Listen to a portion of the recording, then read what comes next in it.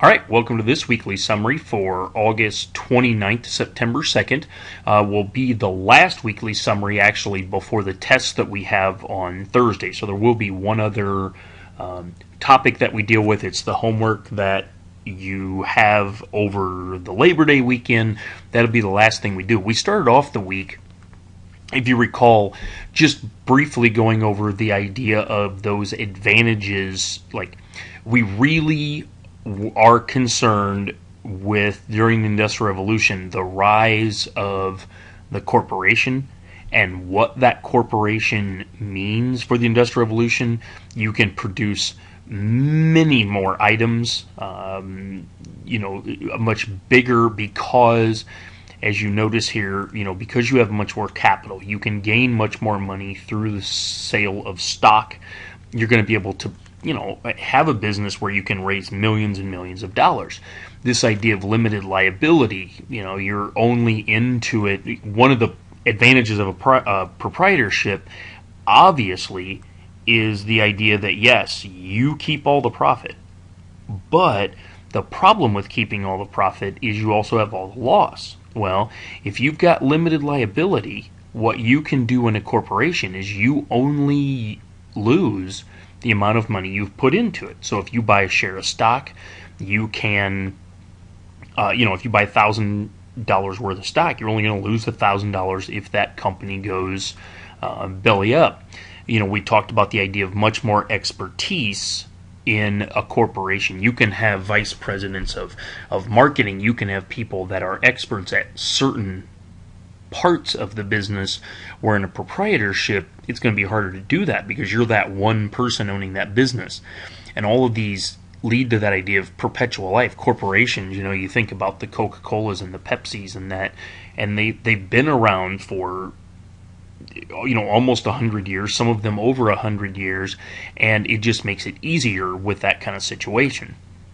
We then turn to the idea of really talking about what is our economic system like, and that idea of, we are this capitalist society. We have a free market, and when you talk about a free market, remember we talked about the idea of, in theory, in a free market, you can start the kind of business that you want to start. Obviously, there are some restrictions to that, but the government doesn't tell you, oh no, that business isn't going to work, or that business is dumb, you can't start it. They basically let you start it. And we dealt with this idea of competition being really the hallmark of our society. You want, as a consumer, and if you remember the umbrella example, you want competition. Competition for a consumer means lower prices. Okay, so you start to see these businesses rise, and what you have happen are big businesses that their goal is, how do we maximize our profit? And how do we maximize our profit is to actually do a couple of things. To try to be the only business that's doing whatever it is, whether it's steel or oil. And so you then start to drive out competition. Well, when you drive out competition and you're doing this economies of scale, the overall idea, remember, economies of scale is that idea that the more you can make of something, the cheaper you're going to be able to produce it. So now you're the only one producing it. There's not a lot of competition, or you've taken out most of the competition. Plus, you are producing it for a cheaper price. You then start to have this idea of economies of scale. Your profit margin is huge. And we did a couple things, and I'm not going to go over this. We talked about it in class quite a bit. There are really a couple of different ways that we see during the Industrial Revolution that people start to get monopolies. The one example that we have of vertical integration and Andrew Carnegie is the idea of, what he saw happening is, I'm going to control, as it shows here, every single aspect of steel production. Not just the steel mills, that's what we tend to think of, but he's going to also control the mines. He's going to control every part of this. He is worried about his profit right up here. he doesn't have to worry about his profit at every stage. And so what he's able to do, and I think it illustrates it nicely, he is able to bring the amount of money that it cost to produce steel from $56 and make it down to $11.50. It makes it very difficult for other people to compete. Well, if we go back here in the idea of, okay, that creating a monopoly, you're trying to get rid of competition, you're making it for $11.50 a ton. If there's nobody else or very few people to compete with you, once you get to that stage, now you can charge, not unlimited, but you can charge what the market will bear, what people are willing to pay. Well, if it's only costing you $11.50 a ton, you can sell that for just a lot more money, and so you see the Carnegies making money. With Rockefeller, it's the same idea, only he does this with oil refining. And with oil refining, he realized that is the most important step in the process of taking crude oil from crude oil to a usable product. So what he would do, he didn't really worry about at first the oil drilling. He didn't really worry about the transportation. He worried about refining oil. That's what he was concerned with. He hired the best scientist, and what you then had happen is the people drilling for oil, they only could sell to Rockefeller because he was the only one out there really being able to refine. And when Rockefeller sold it to this next level, he could basically set the price because there was nobody else they were going to be able to get it from. I mean, this idea of 95%, controlling 95% of all refining capabilities by 1870, it's huge. I mean, it's just, you are able to get that that monopoly on it. And as a result, what we talked about is the idea of social Darwinism. And if you remember, we talked a lot about the idea of the views of social Darwinism and the primary sources that came along with it. You know, those groups of people that think, okay, these big business people are just the smarter groups of people. Others start to question and say it isn't ethical. I mean, maybe it wasn't illegal at the time, but nobody really had any experience with it. They didn't know what, you write laws and you try to stop things from happening after you realize, oh wow, that's something that we really don't want to have happen.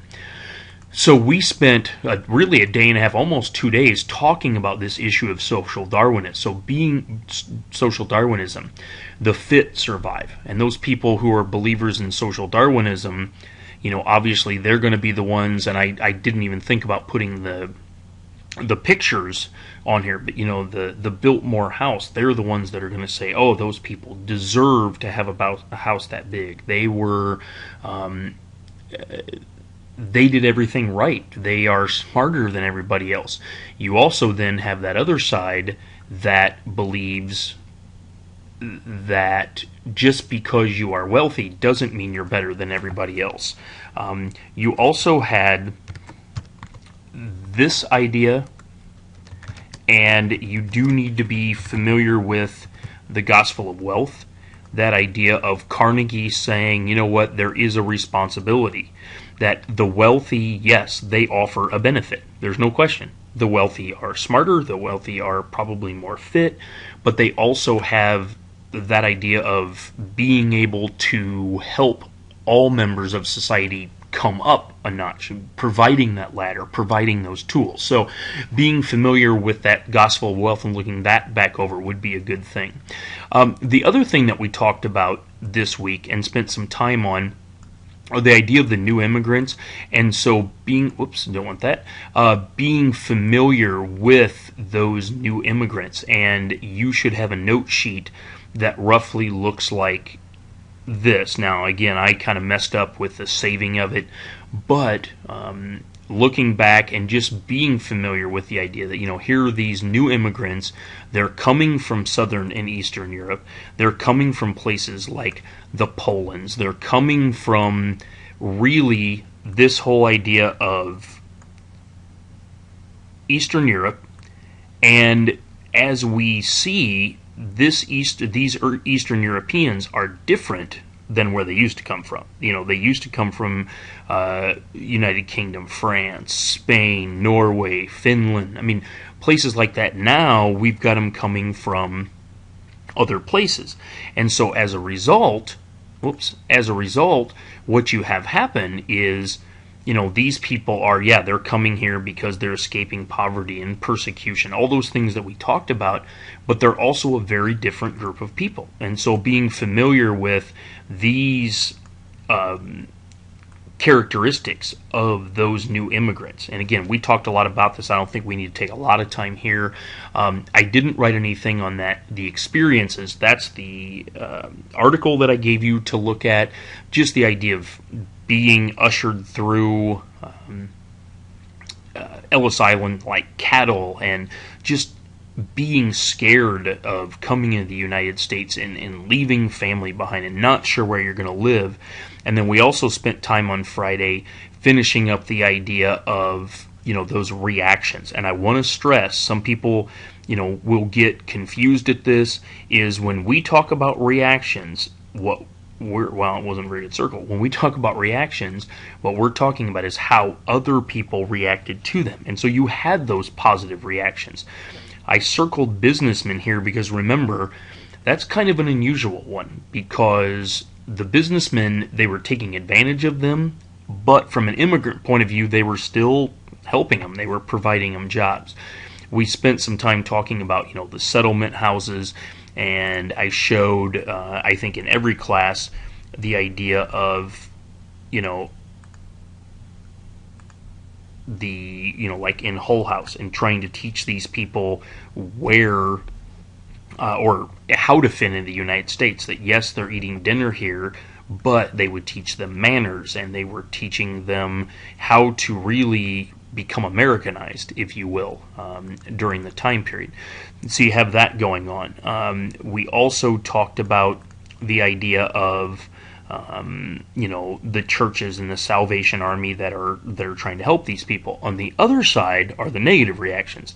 A lot of people in the United States that are liking these new immigrants, remember, because where they're coming from, and the numbers. If we go back to this, you look here at, for instance, 1895 becomes an important year, because that's where you start to see the the Southern and Eastern Europeans overtaking them, and you see this line going up. And so as people start to, these negative reactions come from sheer numbers.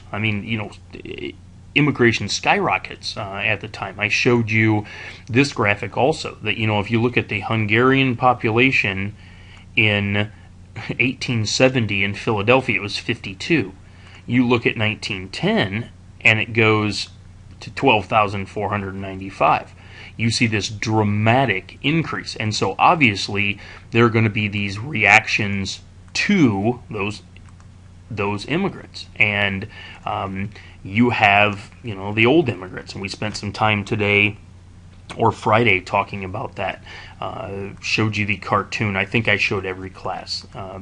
This cartoon of, here are these old immigrants. They're not real thrilled with this new immigrant coming in. They've come into a better life. Yes, they used to be like this, but they don't want the new immigrant. These people don't consider themselves immigrants anymore. So you really have this kind of really tough position that many of the immigrants were put in. The workers just hated the new immigrants, because the new immigrants would come in and work for less wages and take their jobs. You had organizations like this American Protective Association that pushed Congress to make laws.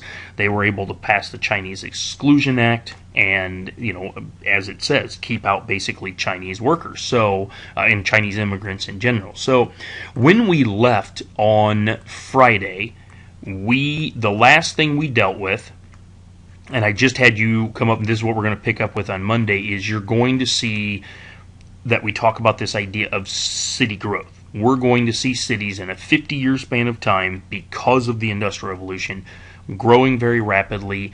that's going to be then those immigrants coming in, they're going to cause this to happen. And so it's just a logical kind of progression. Last thing I will remind you of here is, remember, on Thursday, September 8th, we're going to do the test over the introduction and the Industrial Revolution. And I want to point out, if you've not taken a look at it, this is, remember, the website. Obviously, you know it if you're watching this, but on the website, what you will see is the review sheet for the introduction and shuns test. And if you download that, what you'll have is, and we'll try to get this to be seen as best as possible, I would recommend doing it, it really is just, here's how not how the test is set up, but here are the kinds of things that you need to know. And I don't know, for some reason it is not opening this up very quickly, but we'll see what we can see here. It really is going through and taking a look at this and making sure that you know how to do these things that are on there, and these are the things we've done, and knowing those terms. And so being familiar with this, we will talk more specifically about how the test is set up next week. What you need to concern yourself with now is just being familiar with those things. So, well, I hope that everybody has a good rest of the weekend, other than Saturday. I think we're supposed to actually get back to some normal temperatures and start to get into fall and that. So everybody have a great rest of the weekend.